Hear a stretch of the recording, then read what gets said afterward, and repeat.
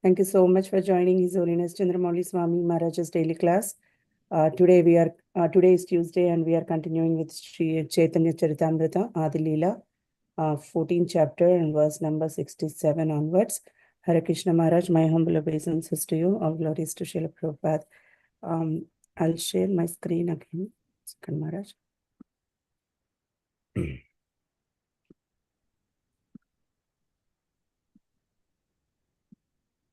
Yeah. Krishna, you can please take over, Maharaj.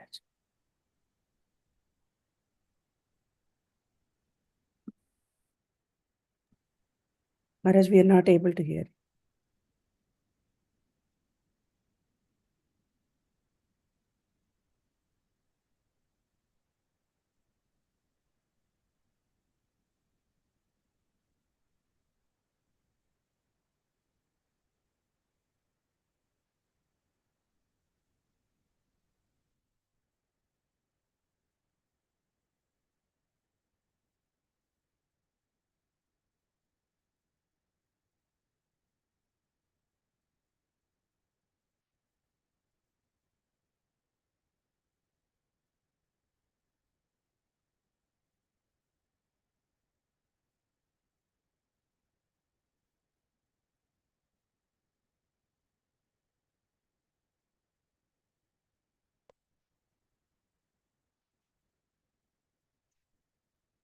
Jaya Jaya Sri Chaitanya Jaya Nityananda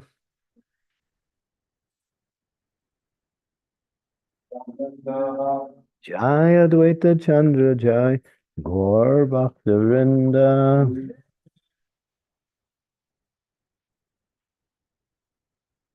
Lakshmi Tandra Angadila Pushpa Chandana Malikara Maladiya Kariya Vandana. Translation. On hearing the order of the Supreme Lord, Sri Chaitanya Mahaprabhu, Lakshmi immediately worshipped him, offering sandalwood pulp and flowers for his body, garlanding him with malika flowers, and offering prayers. Verse 68. Prabhutanra pujapanna hasite lagila slokapada tanra bhava angikara kaila.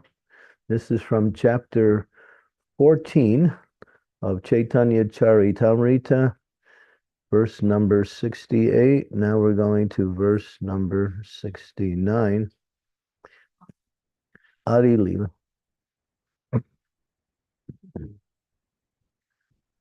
Being worshipped by Lakshmi, the Lord began to smile. He recited a verse from Srimad Bhagavatam and thus accepted the emotion she expressed. The verse quoted in this connection is the 25th verse of the 22nd chapter, 10th canto of Srimad Bhagavatam. The gopis worship goddess Durga or Katyayani, but their inner desire was to get Lord Krishna as their husband. Krishna, as Paramatma, could realize the ardent desire of the gopis, and therefore he enjoyed the pastimes of Vastra Harana. When the gopis went to bathe in the river Jamuna, they left their garments on the land and dipped in the water completely naked. Taking this opportunity, Krishna stole all their garments and sat down in the top of the tree with them, desiring to see the girls naked just to become their husband. The gopis desire to have Krishna as their husband, and since it is only before her husband that a woman can be naked, to fulfill their desire, Lord Krishna accepted their prayers by this pastime of stealing the garments. When the gopis received their garments back from Krishna, Krishna recited this verse. Text 69. Sankalpa vidita sadho bhaktinam mara archanam maya numodita sosa satyo bhavitum arhati. Translation. My dear gopis, I accept your desire to have me as your husband and thus worship me. I wish your desire to be fulfilled because it deserves to be so. Purport. The gopis, the girlfriends of Krishna, were almost of the same age as he. Within their minds, they desired that Krishna be their husband, but because of female bashfulness, they could not express their desire. Therefore, later on, after stealing their garments, Krishna informed them, I immediately understood your desire and approved of it. Because I have now stolen your garments, you have presented yourself before me completely naked, which means that I have accepted all of you as my wives. Sometimes foolish rascals, not knowing the purpose of the Lord or the purpose of the gopis, unnecessarily criticize from their own angle of vision. But the real purpose of Vastra Harana is expressed by the Lord in this verse.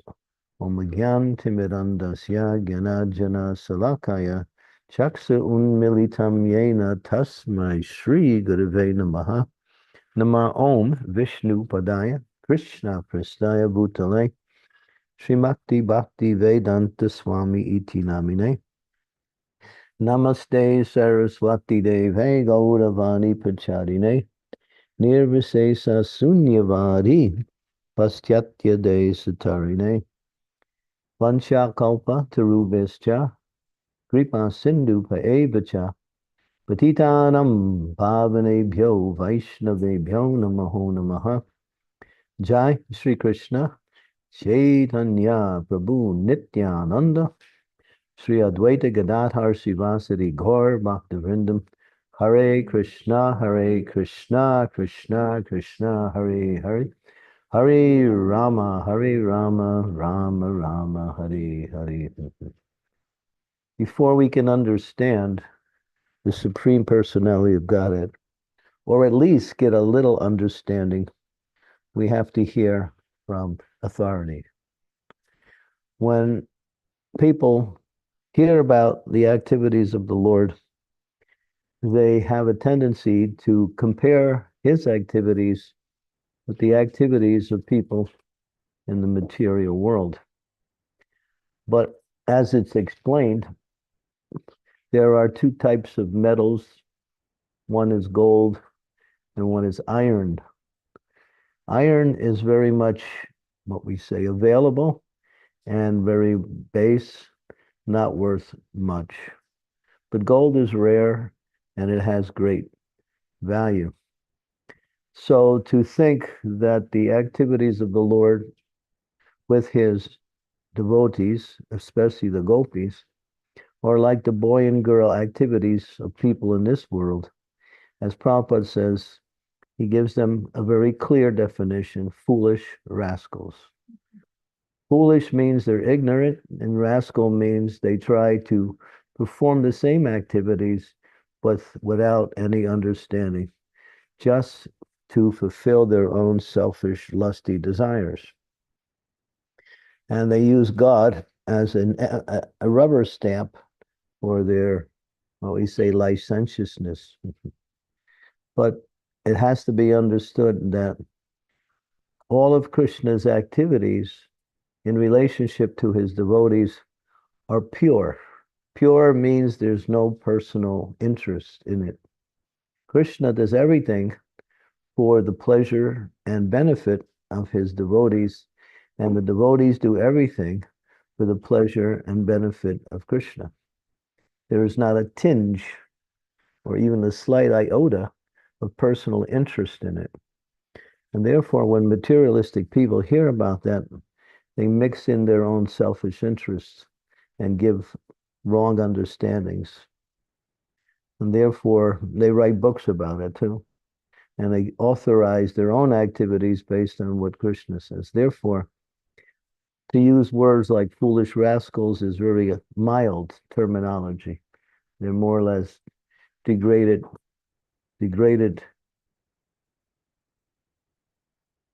impudent monkeys. I think that's a better definition. Prabhupada's being very kind. So here, Krishna's pastimes have a particular meaning. The girls were shy. and their shyness was natural because of their chastity. And therefore, they didn't express themselves wanting to be the husband or the wife of Krishna. The gopis cannot marry anyone else but Krishna. Although we see within the pastimes of the Lord, the gopis also have their husbands, they have their family members. But this is part of what is called the Lila of the Lord, to make the activities of the spiritual world more exciting.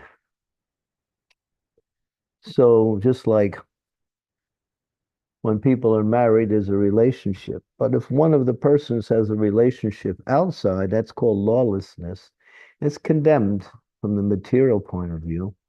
But because in the spiritual world, it is actually the highest form of loving relationship, because it goes beyond all standards of morality and goes deeper into the mood of bhakti. It is not to be understood in the same way as the activities of the conditioned souls in this world. But Krishna, he wants to somehow or other bring the gopis to the point of accepting their love for him and agreeing to become their husband.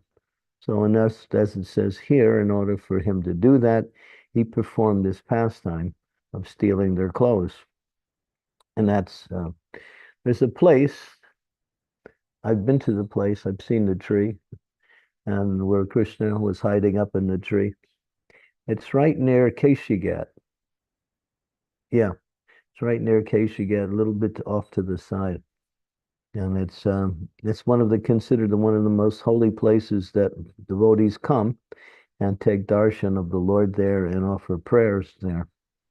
And those who are ladies also go there to pray for a good husband. But what's a good husband? Krishna. There's a particular pastime in the Srimad Bhagavatam wherein Krishna's in Dwarka and he's with his principal queen, Rukmini. Now, Rukmini was by her brother, Rukmi, he wanted her to marry Shishupal. She didn't want to marry Shishupal. She wanted to marry Krishna. And so she sent a message with a Brahmana to Krishna that Krishna, you should, what we say, steal me away. Otherwise, I'll have to get married to this rascal Shishupal. These are the highest forms of spiritual understandings. Don't misunderstand. So the Brahmin delivered the message, Krishna came, and Krishna came with his armies, along with Balaram heading up the armies. And there were many other kings there who also wanted the hand of Rukmini. And then when Krishna came, he stole Rukmini, put her on the chariot, and started to drive away. But the armies of Shishupal and others started to chase him, and there was a great fight. And Balaram, leading the fight, allowed Krishna to get away, and he defeated the opposing armies. So there's one way you can get a wife also by stealing one. It's also part of the material acceptabilities also, but we don't want to go into that right now. So one day when Krishna was with Rukmini, after some time, he decided to test her love. So he started to speak in a very unusual way. And she was there and she was fanning him. And he started to say, actually, I think you are such a qualified person. And look at me, you don't even know my background. And I come from a whole family of cowherds, which are just a low class level. You're born in a Brahmin family and you married me. And then he starts to talk about how unqualified he is to be her husband. And he starts listing all of his apparent unqualifications. she's listening. What he wants to do, he wants to get her angry, so she shows her love for him through anger. Because that was Krishna's purpose. Just like if he would have did that with Satyabhama, she would have definitely started beating him up. But with Rukmini, she's mild. She has a mild nature. Actually, all of the queens in Dwarka are actually manifestations of the gopis who came to see Krishna and took the form of the queens in order to be with Krishna in Dwarka. And Satyabhama is actually Radharani. And Rukmini is Chandravali. So she took that form as Rukmini. And of course, Krishna married her. He also married Satyabhama. That's part of when he married the 7 different queens. She was one of them. So he's criticizing himself and putting himself down. He's waiting for her to get angry and show her love in an angry way, but it's not working. It's not working at all. So, Hare Krishna. She's becoming like, what's happening? And she's becoming a little bit like dizzy, bewildered, unhappy. And at one point, it's too much for her. So the analogy is used that as a hurricane comes and cuts down a palm tree, so she fell like a hurricane being hit by the palm tree being hit by a hurricane, and she fainted, dropped her fan, fell right in front of Krishna. Krishna thought, I made a mistake. What happened? So he picks her up and very lovingly tries to show his affection. And she turns the whole thing around. And you can turn to that part in the Bhagavatam. It's 10th canto, 60th chapter, 60. Go to the 60th chapter in the 10th canto. And we can read some of the statements that she makes. Lord Krishna teases Queen Rukmini is the chapter. Go to verse 35.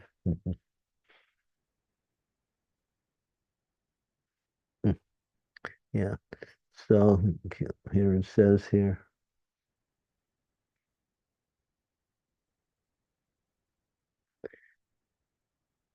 So she starts to speak to him in a very glorious way. She says, yes, my Lord, you lay down within the ocean as if afraid of the material modes. And thus, in pure consciousness, you appear within the heart as the supersoul. You're always battling against the foolish material senses. Indeed, even your servants reject the privilege of royal dominion, which leads to the blindness of ignorance.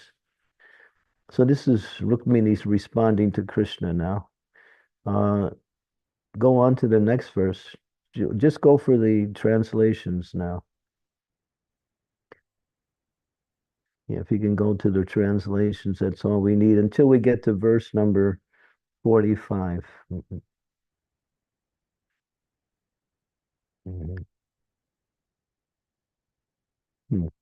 Let's see. Oh, go back a little bit. Go to verse 31.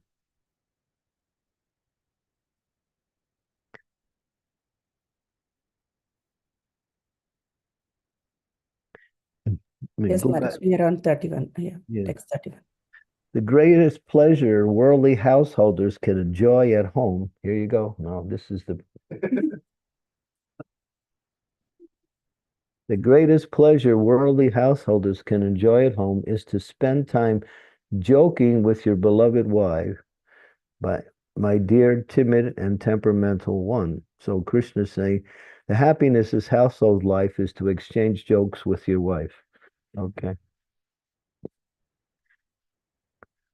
If you were wondering what is the happiness in household life, this is given by the Supreme Lord himself. So, O King, Queen Vidarbha was fully pacified by the Supreme Personality of Godhead and understood that his words had been spoken in jest. Thus she gave up fear that her beloved would reject her. Smiling bashfully as she cast charming, affectionate glances upon the face of the Lord, the best of all males, Rukmini spoke the following. Rukmini said, actually, what you have said is true, Lotus One, Eyed One. I am indeed unsuitable for the Almighty Personality of Godhead. What comparison is there between the Supreme Lord, who is the master of the primeval deities, and he who delights in his own glory, and myself, a woman of mundane qualities, whose feet are grasped by fools? Now she's downplaying herself. First, he's glorifying herself. He's glorifying her and saying he's unqualified. Now she's glorifying him and saying she's unqualified. This is love. Your movements, inscrutable even for sages who relish the honey of your lotus feet, are certainly incomprehensible for human beings who behave like animals. And just as your activities are transcendental, all-powerful Lord, so too are those of your followers. Now she's glorifying everyone who follows him. You possess nothing because you have nothing. There is nothing beyond you. In other words, you own everything. Even the greatest enjoyers, Brahma and other demigods, pay tribute to you. Those who are blinded by wealth and absorbed in gratifying their senses do not recognize you in the form of death. But to the gods, the enjoyers of tribute, you are the most dear as they are to you. So she goes on and on and on. Now go down the page and keep going. Let's see. Okay. Oh, infallible Krishna, let each of the kings you name become a husband of a woman whose ears have never heard your glories, which are sung in the assembly of Shiva and Brahma. After all, in the households of such women, these kings live like asses, oxen, dogs, cats, and slaves. Hare Krishna. Now here's the kickoff verse. And then we'll go to the purport.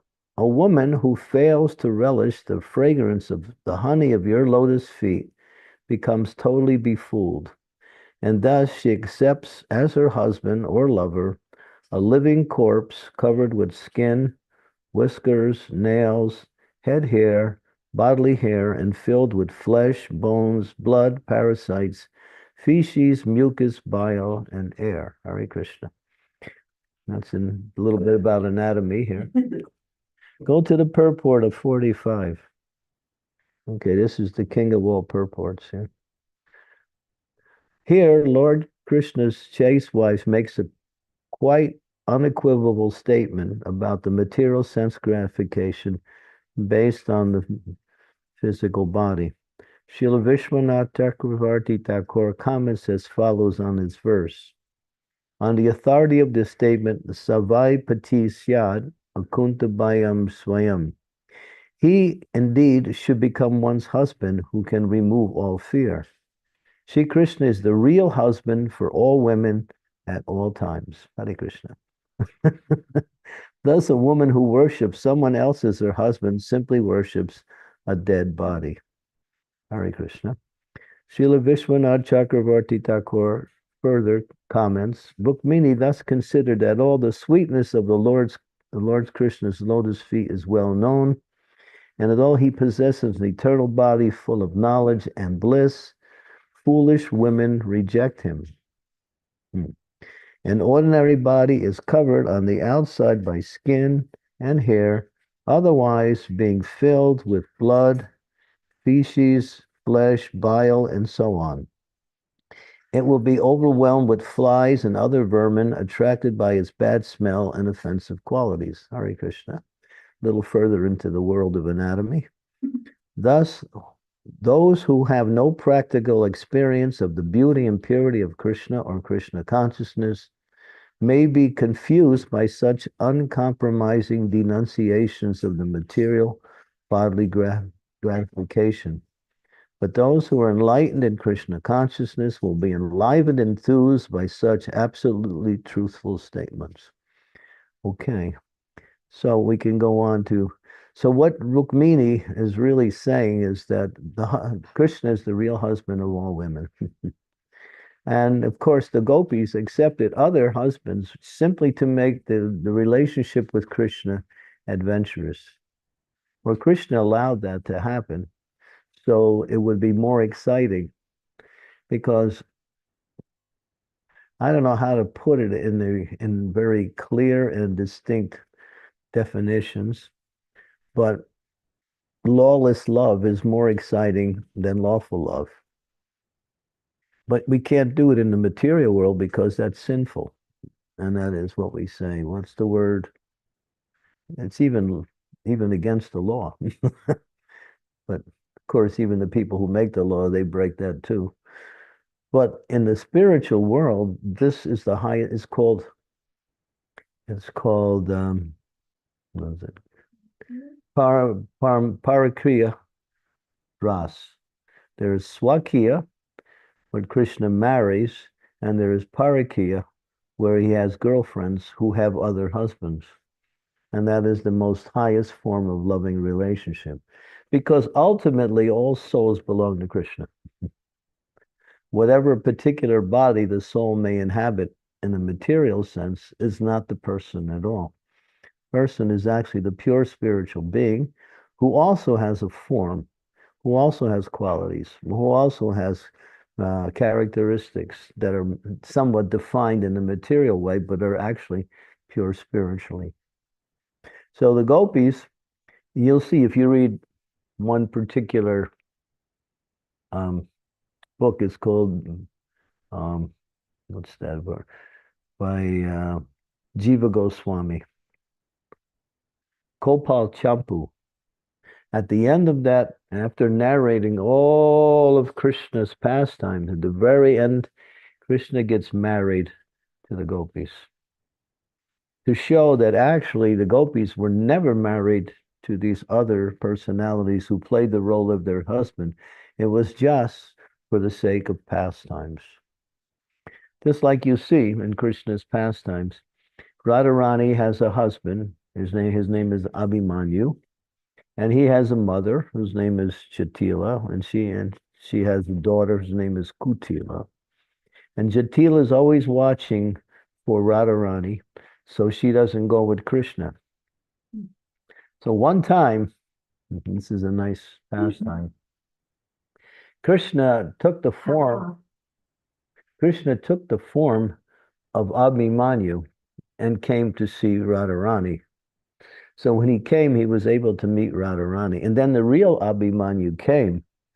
And when the real Abhimanyu came, Krishna said to Jatila, just look, there's Krishna disguised. And she went and started beating up her own son.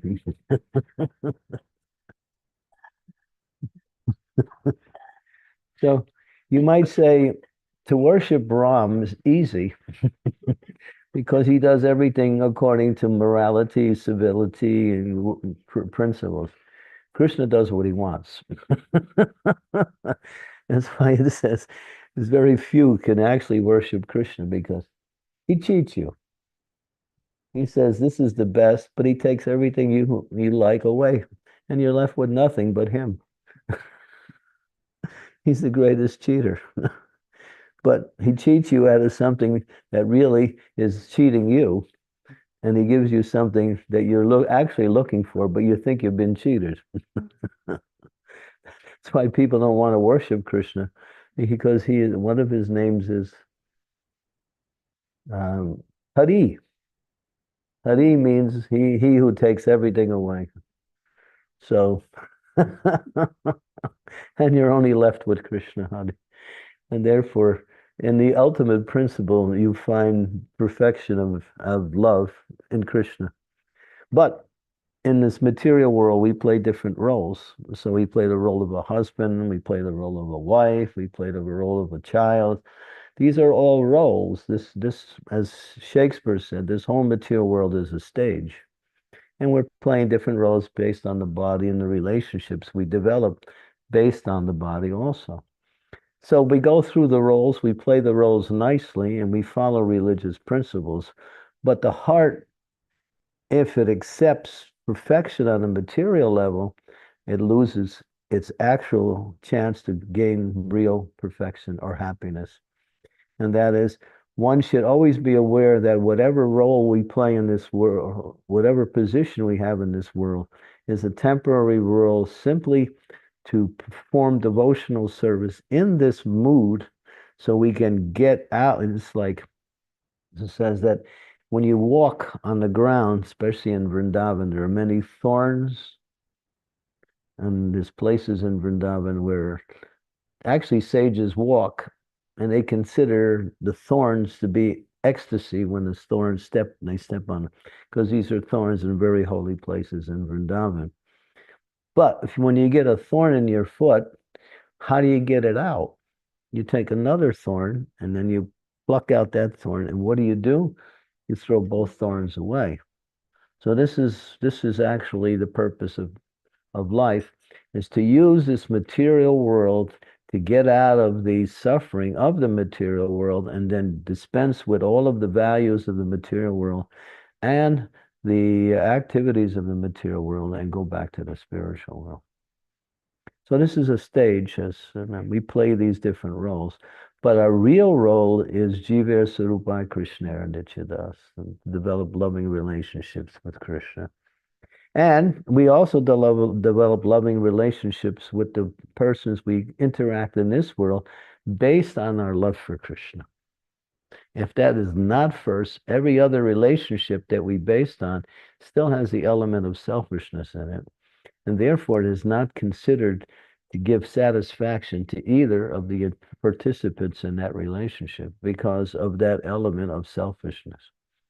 Only when something is selfless, but then you say, is there selfless love in the material world? Prabhupada said, the closest thing you can find to selfless love is a mother's love for her child.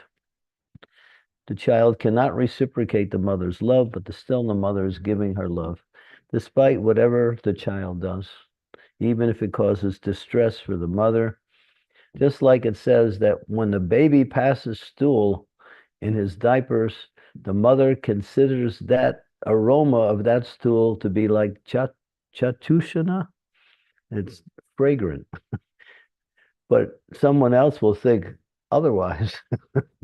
Well, what is that fragrance? It is the mood of love, which surpasses all of the ordinary understandings of what happens in this material world. So, and also that can be found in relationship devotees. Devotees can also have pure love for each other because we have love for Krishna.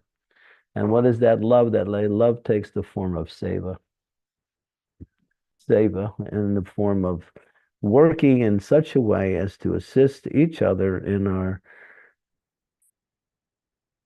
efforts to become Krishna conscious and also to take care of the material needs up to a certain limit, but not beyond like that. So this particular pastime is very instructive, as Krishna is showing that ultimately everyone belongs to him. And everyone, and the gopis also know that too. And Krishna performs his pastime. He also did it with the wives of the brahmanas. When Krishna sent the cowherd boys to the brahmanas, Krishna said, myself and Balaram, we're hungry. We haven't had any food. Go to the brahmanas and beg some food. They are very magnanimous.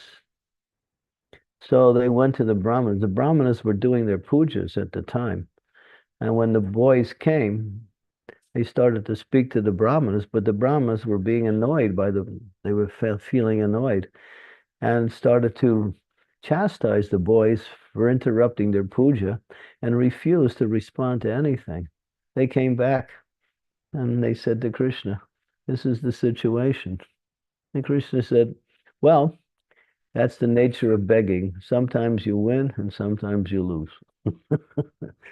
But then Krishna told the boys, you go to the wives of the Brahmins.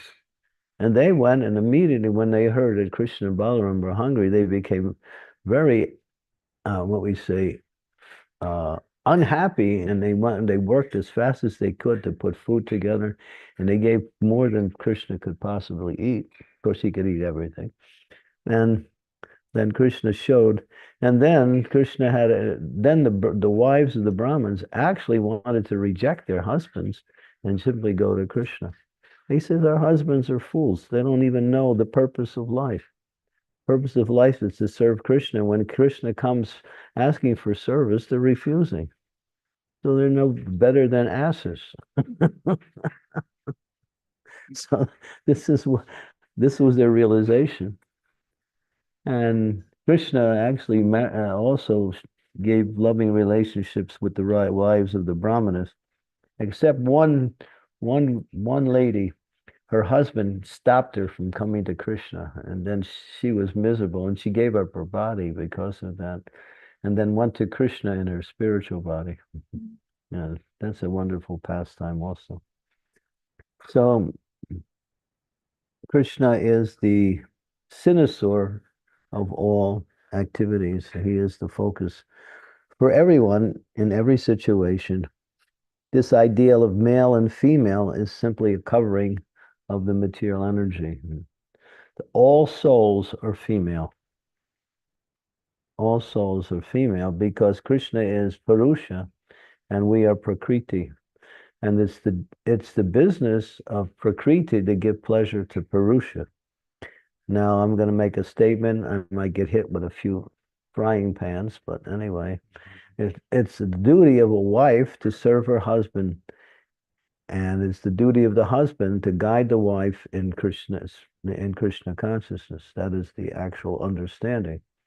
So the husband serves the wife by giving the wife whatever she needs to live, and especially guidance in spiritual life. And the wife does everything she can by giving affection, attention, and whatever time she has to make sure her husband is satisfied in his activities in the material world. Now, that is the purpose of marriage. I think I added a little extra than what Krishna said. He said it was just joking. But I guess if you read there's a few, what we say, footnotes that Krishna didn't include in the particular. So we're getting into the footnotes here. Somebody's laughing online here. Okay. So the activities of Krishna are pure spiritual ras. They are way beyond the material tabernacle, which has the similar activities, which are full of all of the inebrities. That's why no one can find satisfaction and happiness in this material world, because no one can satisfy anyone completely except Krishna. Only Krishna. So, okay, so we can stop there and open it up for discussion. Hare Krishna. Thank you so much, Maharaj. Such a wonderful class. Any devotees, any questions or comments? You can please. Men left online, all the men left. No, Maharaj, they are there still.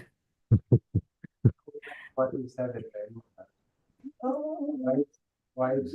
It's like, wow. I'm getting a little reaction from the local group here. Yes, Maharaj. Guiding local to spiritual life. Yeah, because I am guiding to serve me. And serve me. Srimati, do we have any questions? Yes, Maharaj. Yeah. So here Rishabh Prabhu is asking, so Gurudev, so Krishna is not doing anything for himself? Krishna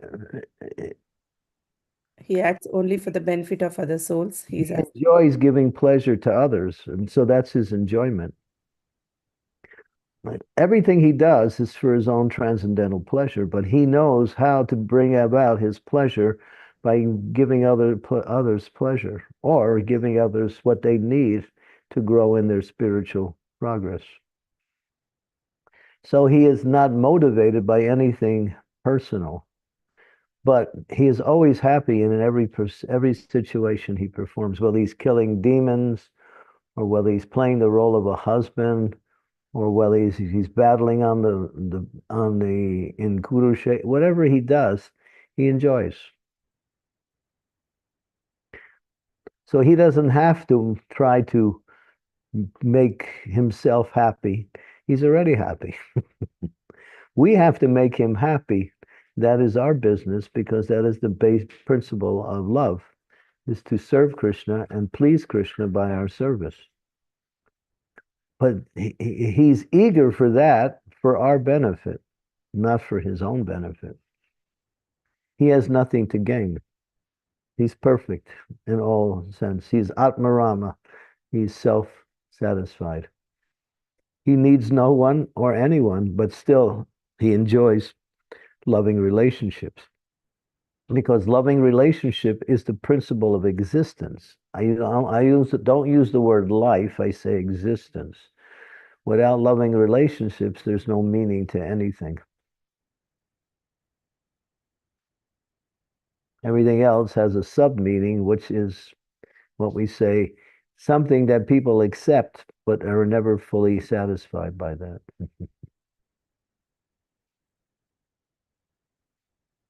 John. He's asking, so even if we care for each other, we do it for Krishna's pleasure? That's the nature of a devotee. The devotee wants to do everything to please Krishna. But by pleasing others, we also please Krishna, because everyone is part and parcel of Krishna. So if you satisfy others who are part and parcel of Krishna, you're satisfying Krishna also. But you have to do it in a way that is within the confines of devotion, and not please each other on the material level and think Krishna is pleased. We may also do that if there's some responsibility, say within the household, there is certain material things that need to be done. So those needs need to be carried out in terms of the duties that the husband plays, the duties that the wife plays. So if that's done in relationship to one's devotional service, it is also pleasing to Krishna. And if we misuse or abuse others in the name of devotional service, then that's not pleasing to Krishna. Yes, Maharaj. Yeah. So Thank we you. have a question from John. Yes, Maharaj. Yeah, John Prabhu, please go ahead. We'll get to the local. Do you have any questions? Okay. John? Hare Krishna Maharaj, please accept my humble obeisances. All glory to Srila Prabhupada. Thank you so much for a wonderful class. I'm still mind blown from yesterday's class. So I was just wondering, so are we all female in the spiritual world? I'm just trying to get my head around this. We have every soul has a form which is eternal. And those forms are cowherd boys, gopis. In other words, there's male and female forms in the spiritual world, which are eternal also. But in this world, we take on these forms which are temporary. But from the position of devotion, all souls are feminine in nature. And that means it's the duty of the feminine nature to give pleasure to the male. So Krishna is Purusha, he is the only male, and all souls are female. So that's the understanding based on that principle. So when you apply that to the material world, then women start talking about women's liberation. Equal rights. And then you have what you call, controversy, problems, breakups, whatever. But that's a whole different realm of discussion, the role of husband and wife, and what is the ideal role to play within the family. And that's a whole big discussion. But ultimately, the point is that, yeah, all souls are female, But we take on a particular form, or we actually reveal our spiritual form when we are back in the spiritual world. So each soul has a form. The soul is not formless. It's not just simply a bright light of spiritual essence. It actually has form also. So, if you don't mind me asking another question, we could have a male form in the spiritual world, but it's feminine by nature. No, because in that pure spiritual form, you serve Krishna because in the spiritual world, everyone's serving Krishna. Okay. What was I going to make? There was a point I was going to make. Let me see. Hmm, hmm, forgot it.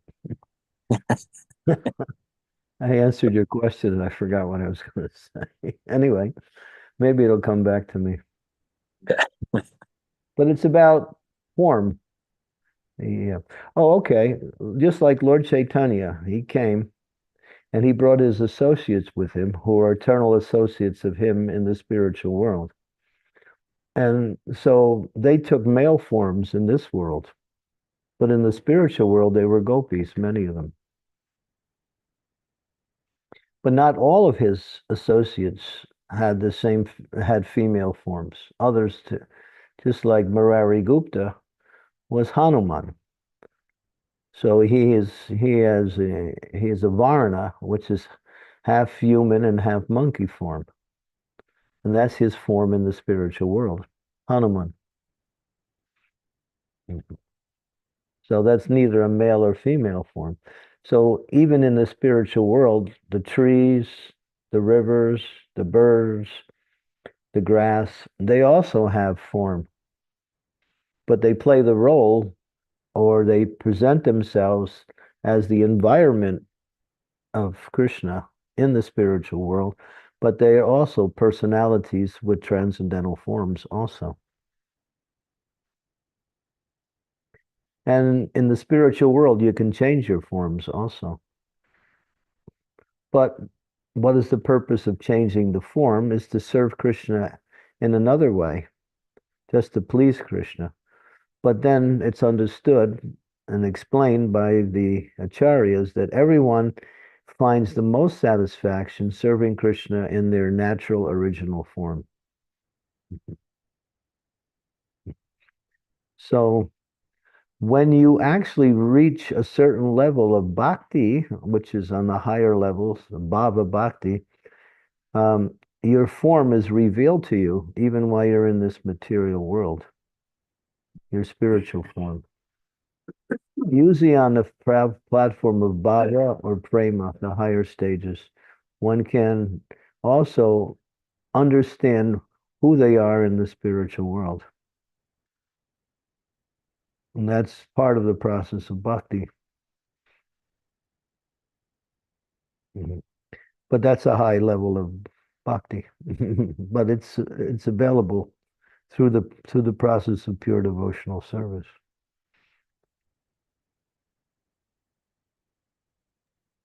Thank you, Maharaj. Thank you. Thank you, John. Any questions from here? Yes, we have a question from the local devotees here. Yes, ma'am. Encouraging. Very encouraging. When you said, when the devotee walks in Vrindavan, when thorn pricks, they feel that it's an ecstasy. Mm-hmm. We love Prabhupada, we love Vaishnavas, we love Krishna. And when we see the hurdles in the process, in the practice, those are, if we take that as an ecstasy, then there is no distress. Mm-hmm. See, the statement was made in relationship to the thorns that go into the feet of the sadhus, and they consider it experiences of great happiness. So Bhaktivinoda Thakur also illustrates that in one of his prayers in Saranagati. He says, what is my happiness? He gets rhetorical.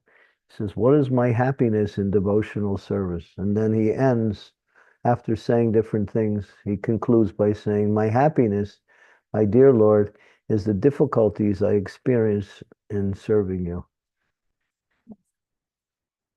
That's nice, because then you have something to offer.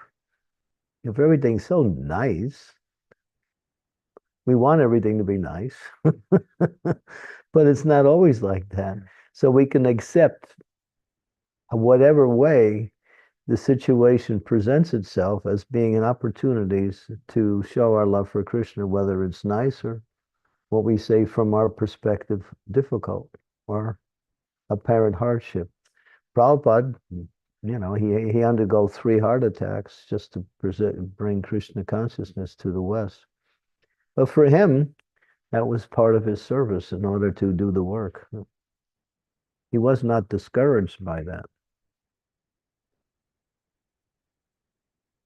So, yeah, we don't have to arrange for hardships to come. They'll come. It's just the way life is. But we should accept them in the mood of service.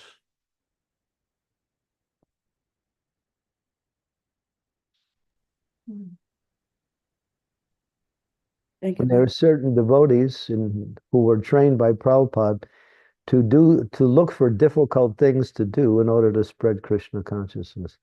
Like go to countries where, if you get caught, you go to jail or you could be killed, such as Islamic countries or communist countries at that time. Devotees took that risk because they knew this would be very pleasing. Put themselves. Bhakti Tirtha Swami was, he was doing that all the time when he was preaching in communist countries. And his life was threatened so many times. And Krishna saved him each time. Krishna consciousness, that loving exchange of itself is a big Yeah. challenge. The love overshadows all of the difficulties. But if there's no love, then the difficulties are difficulties.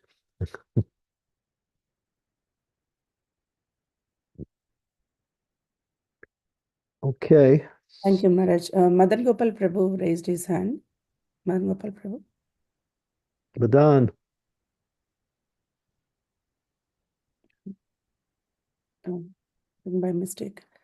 Amritanam Mataji, please go ahead. Hi Krishna, please accept my humble obeisances, all glories to Srila Prabhupada. All glories to the wonderful Vaishnavas present here and in Cincinnati as well. Hi Krishna. Kamal, you mentioned about Srila Prabhupada. I can see that he was very crystal clear on what his service was, very crystal clear, so that he could overlook all these kind of difficulties like heart attacks and all that. So when we see devotees like like us, we are not still crystal clear on our services. So how do we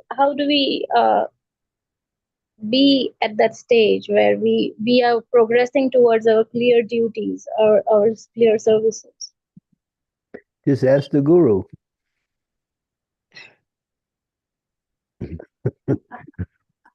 That's the answer.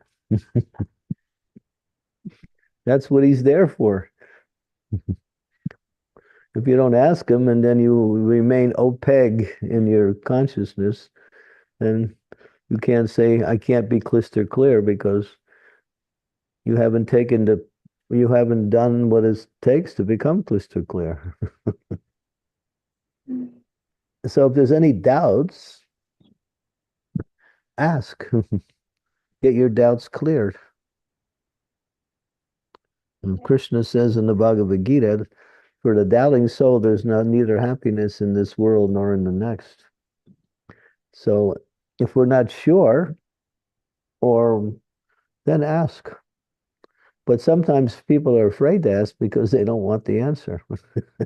So they want to remain in somewhat of a limbo stage, doing whatever they want and calling it devotional service.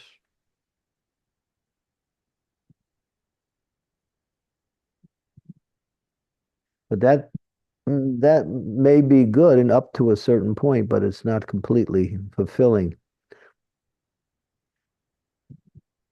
So ask, that's all. I think your service is clear, right? Yes, Guru Maharaj. As far as I know, so far your service is wonderful.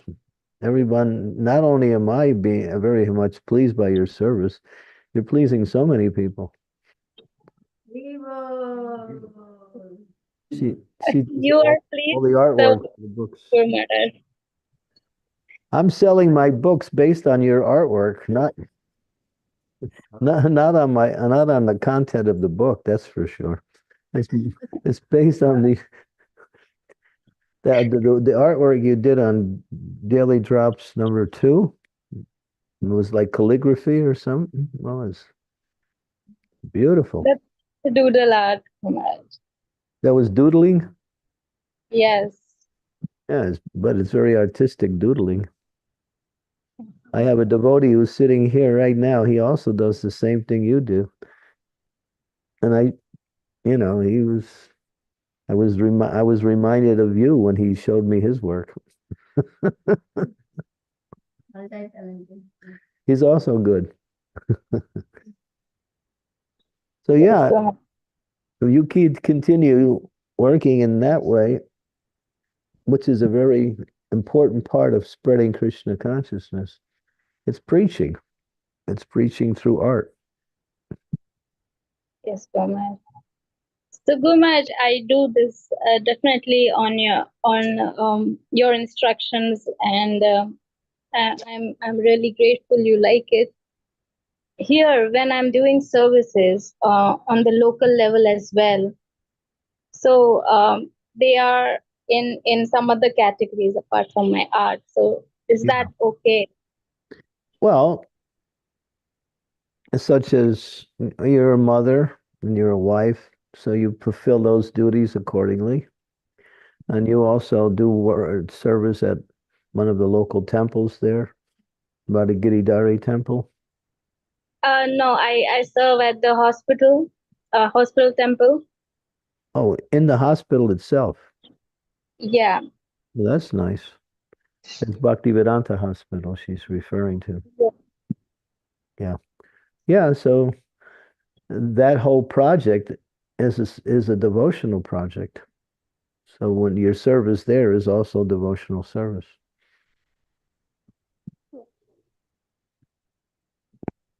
Thank you, Guru Maharaj. Cooking is one of the other thing that I like, and eventually I cook for Jagannath Ji, and eventually I have really developed a lot of love and affection for Jagannath Ji, and I'm quite getting peculiar also now when I cook for Jagannath Ji that yeah, this is what he would like, or this is what we should Yeah. do. Don't tolerate anything else. Yes, Good. yes. I get angry when the service of Jagannath Ji is compromised. So these are some things which are coming up in me Good. while doing That's good anger. this. But Thank you, Guru. but don't get too fiery. You might scare a few people away. Yes, I do have to take care of that. And yeah, so far nothing has happened, Guru Maharaj. Okay. Jagannath Ji is still smiling. Yes, Okay, thank you, Guru. Hare good. Krishna. Thank you. Any questions? We have a question from Manas. Yes, ma'am. Here, who was Must be except number of verses is always to fill up, always to always everywhere else. Maharaj, I was more than a question of curiosity about, you mentioned that even in the in the spiritual world, we have different forms even there, and sometimes people are able to get that revealed in this word itself, that what form they're going to take in the spiritual world. So what is the basis of we getting a specific form in the spiritual world? that form is fixed. You have that form already. It's just you're unaware of it on a certain. You become aware of that form on the higher level of bhakti. That form is fixed. Yeah. Every soul has a fixed form. That's just like we have a form here in this world, which is material. That's fixed.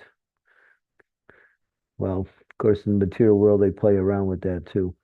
But in the spiritual world, you have an eternal form. But at the same point of time, you mentioned that the form can be changed as well. I mean, Because in the spiritual world, everything is without any material limitations. So changing forms is also possible.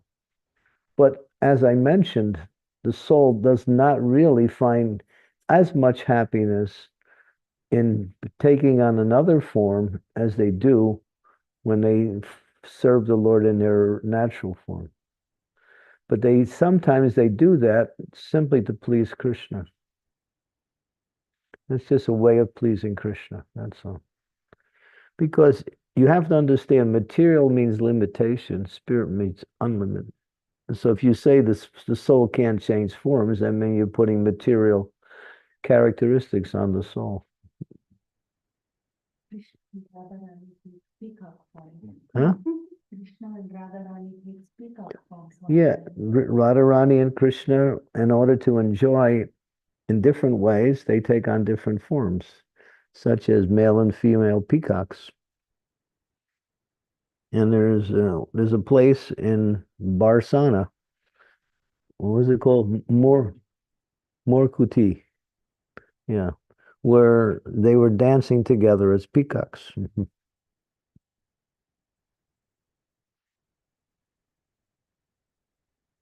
And there's one blind sadhu. I think he's no longer on the planet. He actually drew a picture of that, and he was blind. Huh? Making his own peacock. He collected all the minerals and made a beautiful mural of Radha and Krishna dancing as peacocks, and he was 100% blind. Think about that one.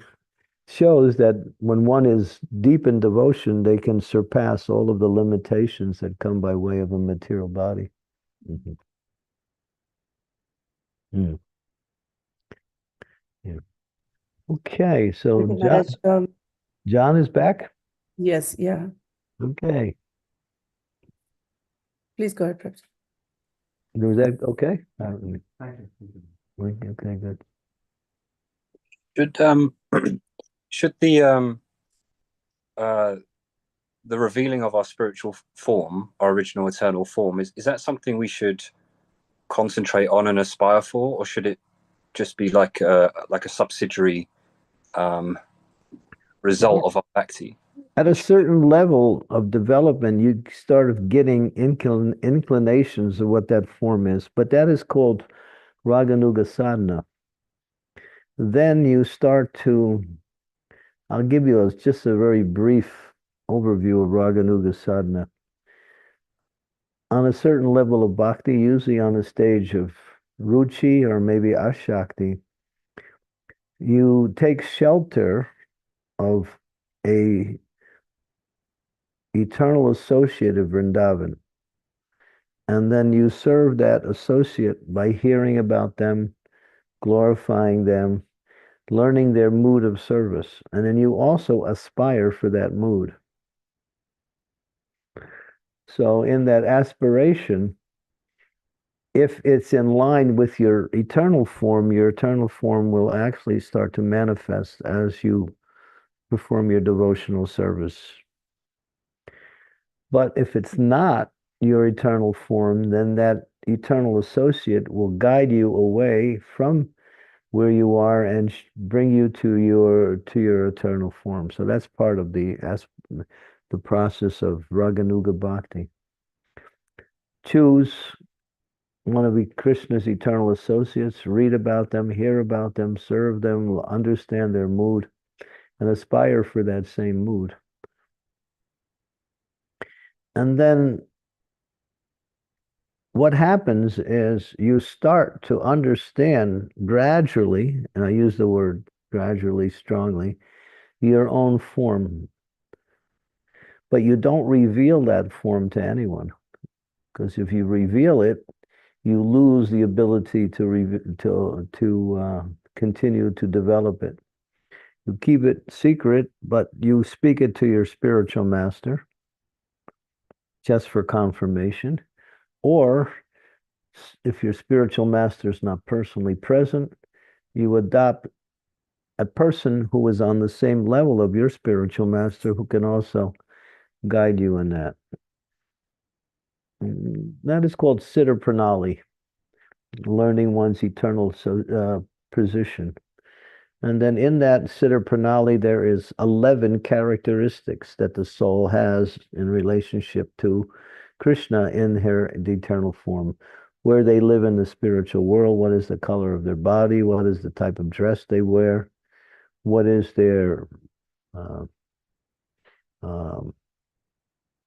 the different aspects of their characteristics of their spiritual form.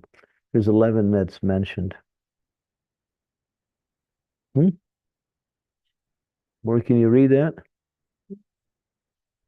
Where is it mentioned? The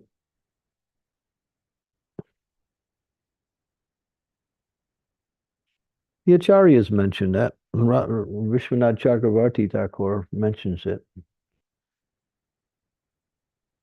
For sure, Vishwanath Chakravarti. I don't know, maybe Jiva Goswami also, in their writings.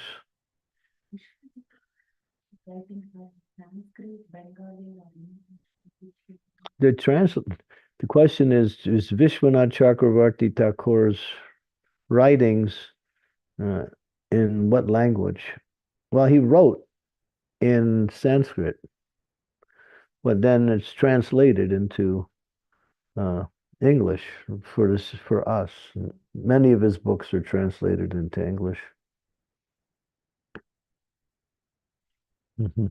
Like just like Kushakrata and Bhanu Swami both did come and write translations on the works of the Goswamis. Vishwanath Chakravarti, Bhaktivinoda Thakur, all of them like that. Yeah. Okay. Does that answer your question, John? I don't know. Prabhuji, please unmute.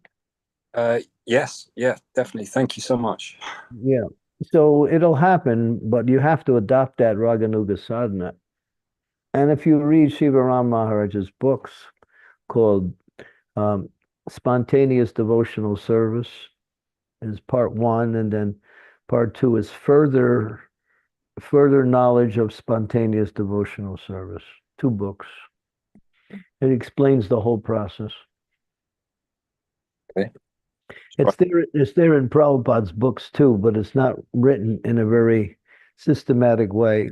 Prabhupada mentions it in different places. But Shiva Ram Maharaj has put it together in a one compendium so you can understand it from that perspective. We have a question from Sri Devi here. Yes, Maharaj. Dear Maharaj, please accept my humble obeisances. All glories to Srila Prabhupada. So I have actually 2 questions, but I'll ask one right now. Satyabhama, her characteristics are she's very argumentative, fiery, feisty, she fights, etc. So how is this considered submission? Well, you should know about that.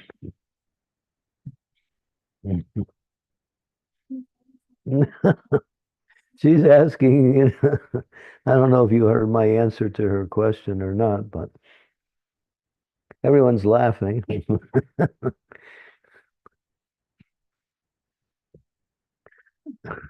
Hare Krishna. It's Satyabhama is, when the gopis apparently committed suicide so they can rejoin Krishna in Dwarka, of course they couldn't experience the full happiness of the mood of Vrindavan, but to be with Krishna, they became Krishna's wives. And in that mood of Swakiya Vras, or marriage, she's contrary. She's also contrary as a gopi in Vrindavan, but now she's contrary as one of Krishna's wives. So she doesn't, and Krishna likes that. Yeah. In married life, if you don't fight once in a while, there's no fun. Got to have some, excitement. But don't lose the loving, don't lose the loving mood during the fight. That's the point. Love, you fight with love, but you still fight. So you see, what is above is also below. What is in the spiritual world, we also perform, but ours are mixed with, material desires. That's the problem. Bhumi Devi is also a form of Satyabhama. Bhumi Devi's service is like very. The question is Bhumi Devi? Satyabhama. Yeah, she's an expansion of Satyabhama. Bhumi Devi is an expansion of Satyabhama. Yeah. Yeah. Okay, so Maharaj, there is a question on chat. Is it? I don't know if I answered Sri Devi's question or not. But from what you said, Guru Maharaj, Krishna enjoys different varieties of flavors from all the different living entities. So this is the mood he enjoys with Satyabhama, that she is like that. And so that is her service to Krishna, to make him happy in that way. There's no personal desires in the spiritual world, and so everything's done for the pleasure of the beloved. So even arguing and getting angry and disagreeing is also motivated by love, which helps to unfold the pastimes in different ways. Because if you agree all the time, it's fun, but not enough. You want to make it even more fun. But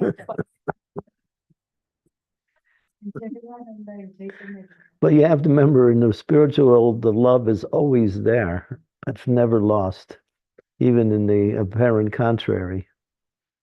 The material world, sometimes we can lose that principle of affection and start getting mean-spirited, and that will ruin the whole thing. Then it's just sinful. I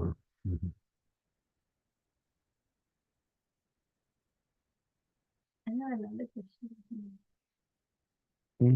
Well, Srimati, you have a question coming? Yes, Maharaj. We have a question on chat by Rasavilasni Radha Mataji. She is asking, Hare Krishna Guru Maharaj, please accept my humble obeisances, all goes to Srila Prabhupada. As we have heard in lecture, the gopis had no formal knowledge, yet they knew all the prayers and everything so well. Then when we talk about Treta Yuga, there were sages who asked Lord Ram for the benediction to become his wife.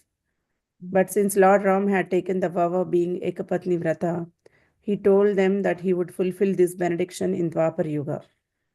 So these gopis were those very sages, which means they already knew everything from their previous life. Yeah, called the Rishi Chari gopis. Okay. Yeah, there's 6 categories of gopis. The Rishicari gopis are the sages of the sages of Dandikaranya forest. Who developed a Madhurya affection for Ram, although they were in male bodies.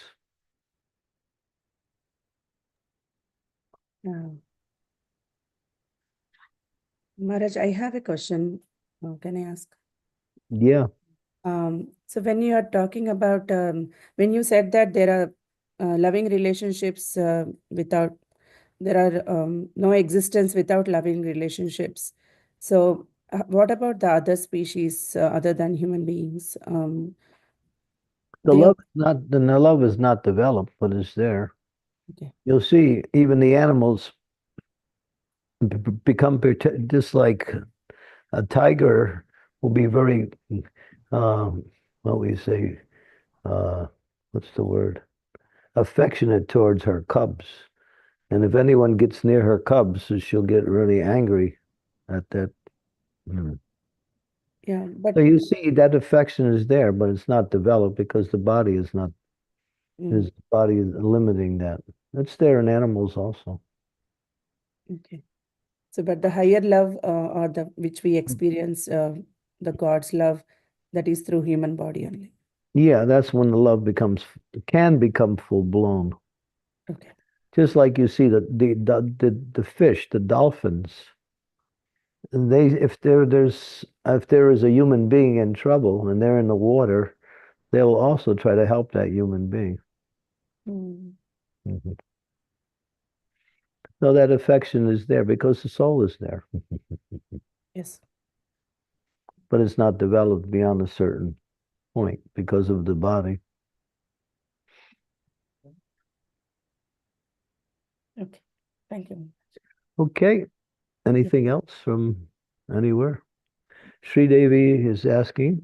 Guru Maharaj, actually, Manas Prabhu's question about form, our Siddha Pranali form, is it that the spiritual master, from the time he takes the disciple on, he knows what is the Siddha Pranali of that disciple, but he's waiting for the disciple to mature first before revealing it to him, like that? Your question is, does the spiritual master know the forms of his disciples? I've never heard that statement being made that he knows ahead of time. He may or he may not. I don't know. It seems like he reveals the form. He helps to reveal the form when the disciple is actually on the platform of understanding, when they're ready for it. Yeah. But again, I can't say, or I never heard Prabhupada say that he knows all of the forms of his. He may.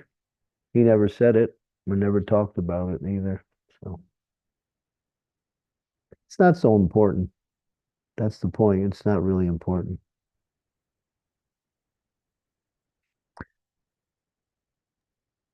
Thank you, Maharaj. Okay. Any last minute questions? John Prabhu raised his hand again, Maharaj. Is it okay? Yeah. Yeah. Prabhuji, please go ahead. Thank you so much, Maharaj. I was just wondering if you would be able to speak a little bit more on the why the spiritual form shouldn't be revealed, why it's a secret. Because why? Yeah.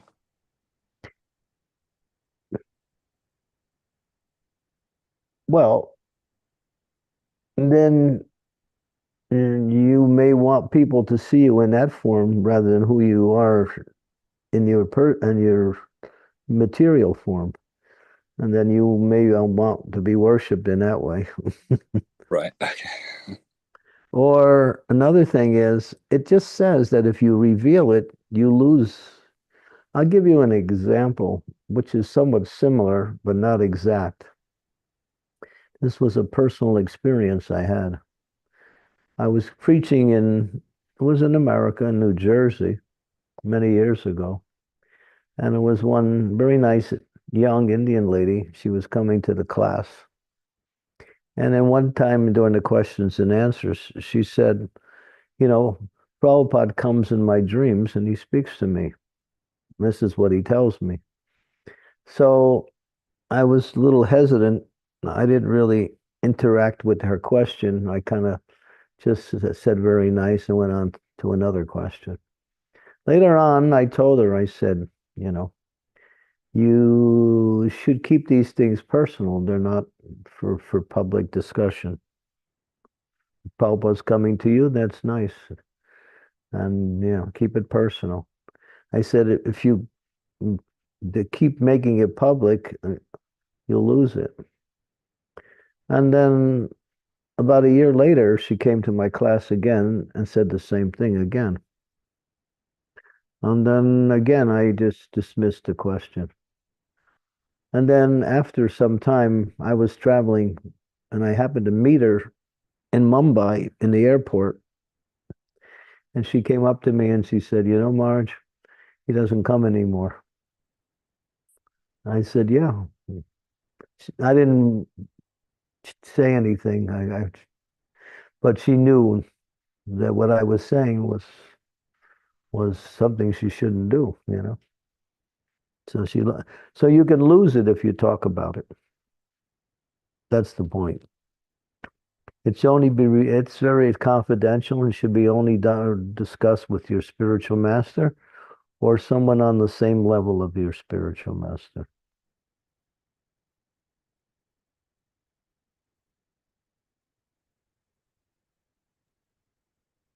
Thank you, Maharaj. Thank you. Yeah. There's devotees even now in our society who actually know who they are through the power of their bhakti.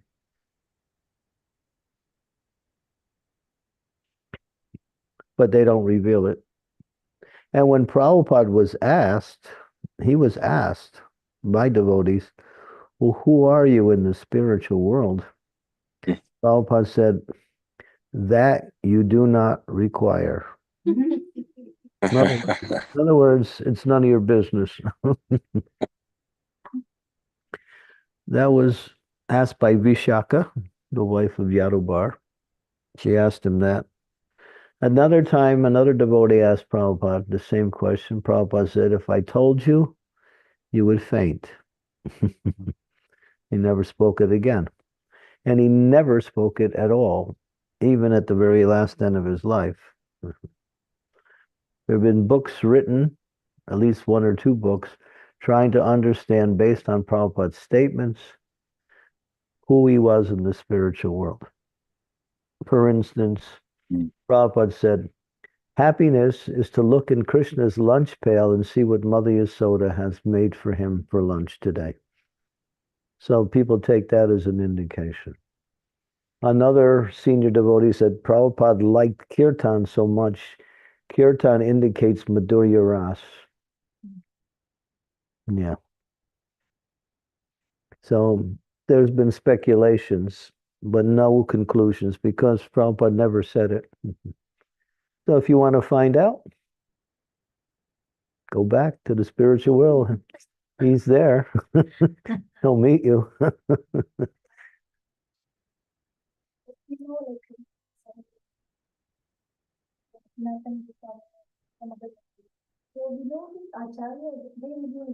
Yeah, yeah. Bhaktivinoda Thakur revealed he was Kamala Manjari. Bhaktivinoda Thakur was Kamala Manjari. Jiva Goswami was Rupa Goswami is Rupa Manjari.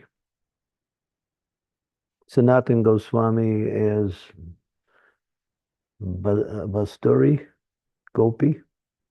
Some of them are Manjaris, some of them are Gopis. Manjaris are just young Gopis, that's all.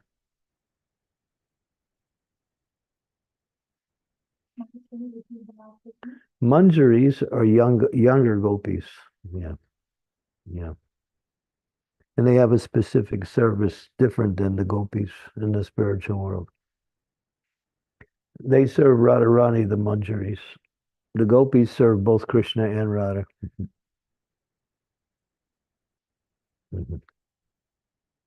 It's a very great science, and it's really deep in devotion.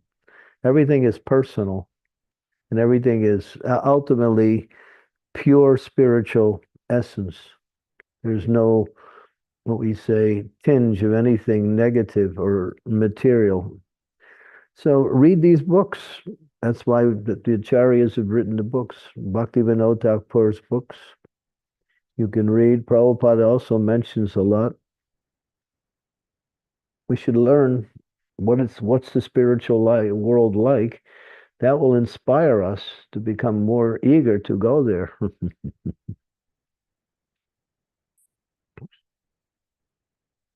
If you don't know anything about the spiritual world, then you don't have much of a desire to go there because you don't know any. So all of this is made available by the acharyas.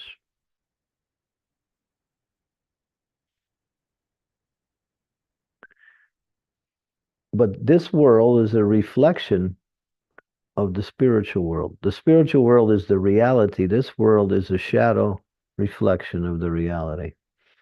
It's an imitation of what goes on in the spiritual world, and therefore imitation is never good as the reality.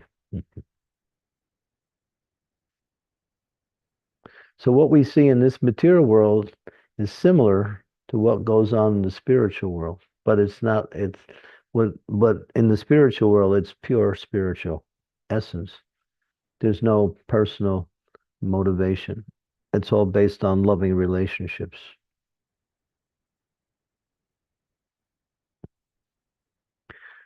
So this is a great science, this bhakti. It's very deep. So take time to learn about it. And that will inspire you to become more and more Krishna conscious.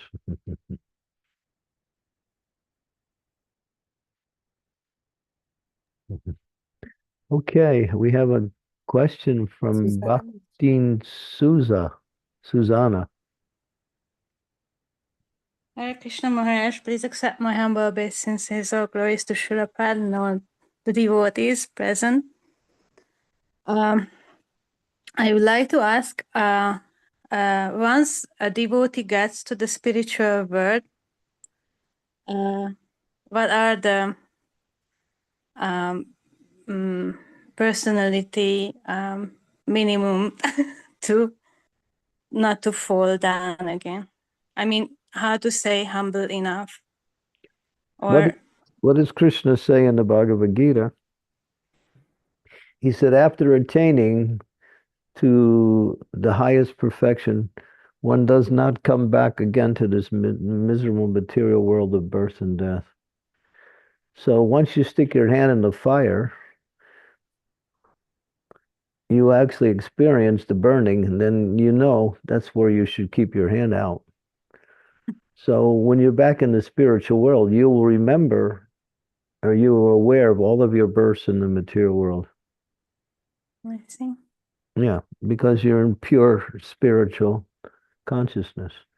So you won't come back. Okay. But And it's a possibility to come back anyway to preach. there is a possibility to come back for two reasons. One, to preach, if Krishna sends you to preach. And the other one is if you're so just want to come back again and experience this material world, you still have your independence. But as Krishna says, you won't do it. But you can do it. It's not that you're limited and forced not to do it. You still have your independence. But you just won't do it, obviously. Is one have one identity there only? Yeah. Well, one fixed identity, yeah. But again, you can change your identity for the sake of pleasing Krishna in different services. oh, Krishna needs this kind of service, so let me change my form to serve Krishna in this way, because this is the situation at the particular time that Krishna wants this service. So you might do that, but that's just incidental. That's just to please Krishna at a certain time. Thank you very much. Okay, thank you. Okay, Srimati, we have to Yes, conclude. Maharaj. Yeah, even I have to go. Thank you so much, Maharaj. Such a wonderful class and nice question answer discussion. We'll see you all tomorrow again. Thank you so much, Maharaj. Okay, good. Let's see. Yeah, we'll be in a different location tomorrow. We should be available. Yes, Maharaj. Um, And about Thursday, Maharaj, Shamagori Mataji is asking. Friday will not be available. Yes, Maharaj. On Thursday, I'll talk to you. We'll discuss it. I'll call you about Thursday. See if we can see what we can do with Thursday. Thursday might be a challenge for me also. Okay, Maharaj. Yeah. Let's see. Sure. Okay, so thank you very much. Bhagavatam ki jai, Chaitanya Charitamrita ki jai, Srila Jai. Prabhupada Hi. ki jai, Read Maharaj ki jai. Thank you. Jai. So much. Srila Prabhupada ki jai. Jai. Thank you, everyone. Thank you so much, Guru Maharaj. Thank you, Guru Maharaj. Hare